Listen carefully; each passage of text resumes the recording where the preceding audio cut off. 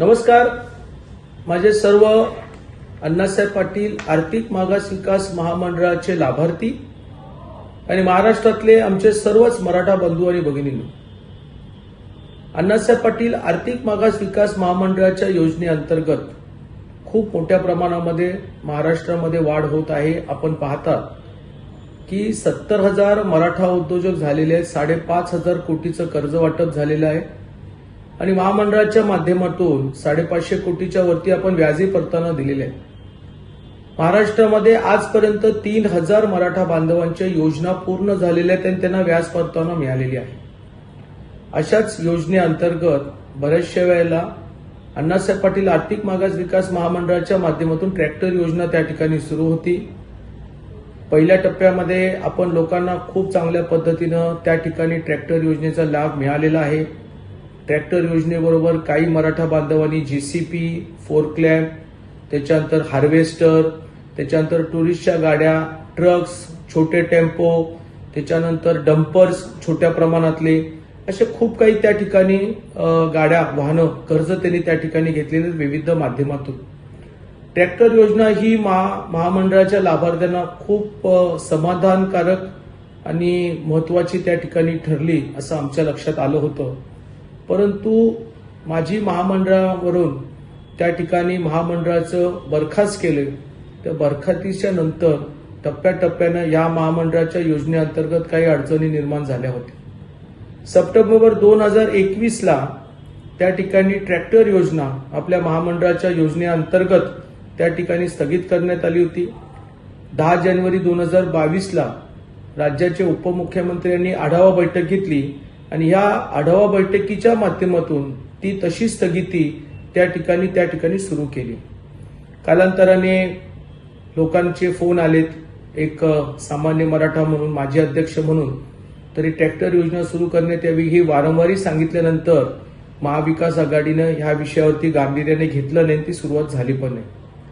परंतु राज्याचे लोकप्रिय मुख्यमंत्री आदरणीय एकनाथजी शिंदे साहेबांनी आणि माझे नेते आदरणीय देवेंद्र फडणवीस साहेबांनी ज्या वेळेला महामंडळाची माझी परत पुनर्नियुक्ती व्हावी याकरिता 25 सप्टेंबर 2022ला घोषणा केली. त्या घोषणेच्या नंतर 17 ऑक्टोबर 2022ला माझ्या महामंडळाची नियुक्तीपत्र आलं. माझी जबाबदारी मी स्वीकारल्यानंतर आम्ही पहिल्या टप्प्यामध्ये त्या ठिकाणी पहिली जी योजना होती आपली 10 लाखाची ती आपण 15 लाखाची त्या ठिकाणी केली. 5 वर्षाची जी मर्यादा होती ती आपण 7 वर्षाची केली. वयोमर्यादा वेगवेगळी होती, त्या वयोमर्यादा स्त्री आणि पुरुषांमध्ये आपली बदलली आणि 60 वयोमर्यादा त्या ठिकाणी आपण निश्चित करण्यात आली. या योजनेअंतर्गत ट्रॅक्टर योजना ही सुरू करण्यात यावी माझ्या अध्यक्षतेखाली. याच्यासाठी फार लोकांनी मला त्या ठिकाणी पाठपुरावा केला. काही आमचे 550-600 असे मराठा बांधव होते की ज्यांनी पहिलं कर्ज मंजूर केलं आणि नंतर त्यांचं एलवाय आलेलं आहे आणि अशाला स्थगिती देण्यात आली होती. आम्ही महामंडळाच्या माध्यमातून बैठक घेतली आणि त्याला मान्यता दिली. अशा परिस्थितीमध्ये 77वी जी आमची बोर्ड मीटिंग झाली 26 एप्रिल 2023ला, या बोर्ड मीटिंगमध्ये आम्ही प्रस्ताव टाकला आणि त्या प्रस्तावाला सर्वांमध्ये मान्य करण्यात आलं की ट्रॅक्टर योजना सुरू करण्यात यावी आणि ट्रॅक्टर योजनेअंतर्गत त्या ठिकाणी OEM मॅन्युफॅक्चरिंग ज्या कंपन्या आहेत त्यांच्या माध्यमातून इन्स्टिट्यूशनल सेलच्या माध्यमातून महामंडळाच्या लाभार्थ्यांना थेट त्या ठिकाणी सवलती मिळाव्यात. खरं म्हणजे या मधल्या काळामध्ये असं झालं की डीलरनी पुष्कळ काही कमवलं, त्याच्याबरोबर मॅन्युफॅक्चरिंग कंपन्यांनी कमवलं. राज्य सरकार महामंडळामध्ये मराठा उद्योजक घडवत असताना स्वतः पदरचं पैसे त्या ठिकाणी व्याज परतवण्याच्या माध्यमातून देत असतात. म्हणजे त्यांनी एक स्वतःचा आपला हातभार लावला तर मॅन्युफॅक्चरिंग कंपनी त्या ठिकाणी हातभार लावावा अशा प्रकारचा प्रस्ताव आम्ही त्या कंपन्यांना दिला. या सगळ्या कंपन्यांना आम्ही साधारण 5 मे 2023ला आम्ही सगळ्याच मॅन्युफॅक्चरिंग कंपन्यांना पत्र दिलं. परंतु 2 कंपन्यांनी त्याला प्रतिसाद दिला. पहिली कंपनी होती एस्कॉर्ट कंपनी. या एस्कॉर्ट कंपनीने त्या ठिकाणी आम्हाला 7 जून 2023ला त्या ठिकाणी इन्स्टिट्यूशनल सेलच्या माध्यमातून महामंडळाच्या लाभार्थ्यांना थेट आम्ही त्या ठिकाणी सवलत देऊ अशा प्रकारचा लेखी प्रस्ताव त्यांनी महामंडळाला दिला.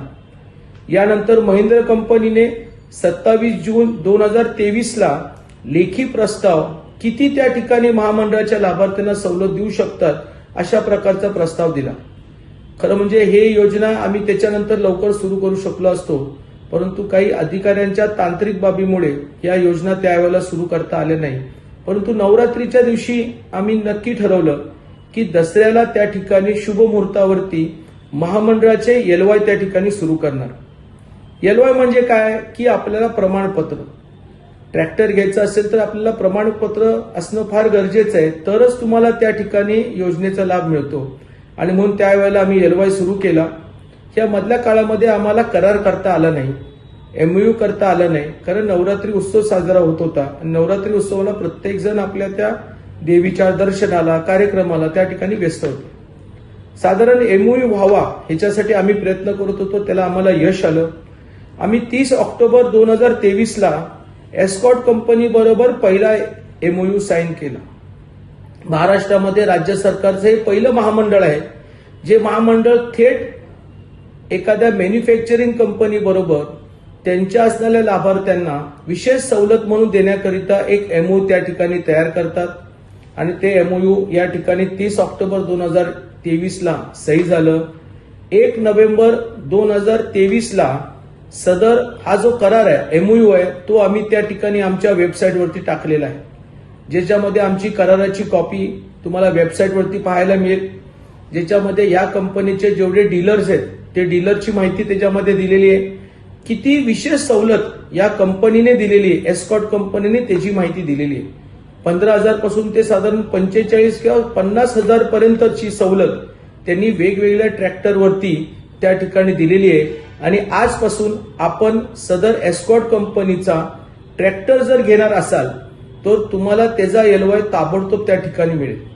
अशाच प्रकारे आज आम्ही दिनांक 2 तारखेला महिंद्र कंपनी बरोबर पण करार केलेला आहे. लवकरच महिंद्र कंपनी बरोबर केलेला करार आमच्या वेबसाईटवरती येईल, त्याच्यामध्ये त्यांचे डीलरची नावं येतील. त्यांनी आपल्या महामंडळाच्या लाभार्थ्यांना 5,000 पासून ते 25,000 पर्यंतचं त्या ठिकाणी विशेष सवलत वेगवेगळ्या ट्रॅक्टरवरती दिलेली आहे. त्याची माहिती आपल्याला डाउनलोड करता येईल. आपल्याला माझी विनंती आहे सर्वच महामंडळाच्या लाभार्थ्यांना की भविष्यामध्ये जे लाभार्थी होणार आहेत त्यांनी कृपया करून एजंटच्या नादाला लागू नका. तुम्ही कृपया करून डीलरच्या भूलताप्याला त्या ठिकाणी जाऊ नका. तुम्ही करार डाउनलोड करा, विशेष सवलतीचं जे पत्र आहे ते डाउनलोड करा आणि त्याच्या आधारावरती तुम्ही डीलरकडे जाऊन विशेष सवलतीचं पत्र दाखवून त्या ठिकाणी महामंडळाचे लाभ त्या ठिकाणी घ्यावं, एवढीच माझी आपल्याला विनंती आहे. भविष्यामध्ये लवकरच आम्ही इतर मॅन्युफॅक्चरिंग कंपन्या ओईएम यांच्याबरोबरही आम्ही करार करणार आहोत. आता त्यांना विश्वास पटला की महामंडळ काम करतंय, महामंडळ योजना सुरू करतंय, परंतु त्यांचा प्रस्ताव मागच्या 4-5 दिवसामध्ये आलेला आहे. ज्यांनी प्रस्ताव जून महिन्यामध्ये दिलेला आहे त्यांना पहिलं प्राधान्य दिलेलं आहे आणि ज्यांनी आता प्रस्ताव दिलेला आहे त्यांच्यावरती आम्ही अन्याय करणार नाही आणि त्यांचाही आम्ही व्यवस्थितपणे प्रस्ताव घेणार, त्याच्यामध्ये काही तडजोडी करणार, अधिकचा जास्तीत जास्त लाभार्थ्यांना फायदा हो याच्यासाठी आम्ही प्रयत्न करू. माझे नेते आदरणीय देवेंद्र फडणवीस साहेब यांनी ज्या वेळेला पहिल्यांदा मला जबाबदारी दिली, दुसऱ्यांदा जबाबदारी दिली, त्यांनी मला एकच सांगितलं की समाजासाठी आणि मराठा बांधवांच्या शेवटच्या घटकापर्यंत आपली योजना पोहोचवण्यासाठी काम करावं. मी माझ्या वडिलांच्या नावाप्रमाणे मराठा बांधवांनी जेवढं मला काम करता येईल तेवढं मी काम करत असतो.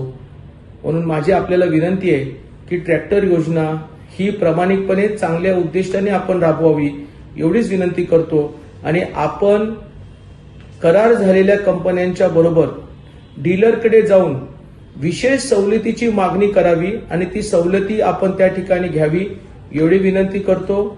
जर आपल्याला काही अडचणी आल्या तर प्रत्येक जिल्ह्यामध्ये महामंडळाचे त्या ठिकाणी आपल्याला डिस्ट्रिक्ट कोऑर्डिनेटर आहेत, त्यांच्याशी संपर्क साधावा किंवा मलाही थेट संपर्क साधला तरी चालेल.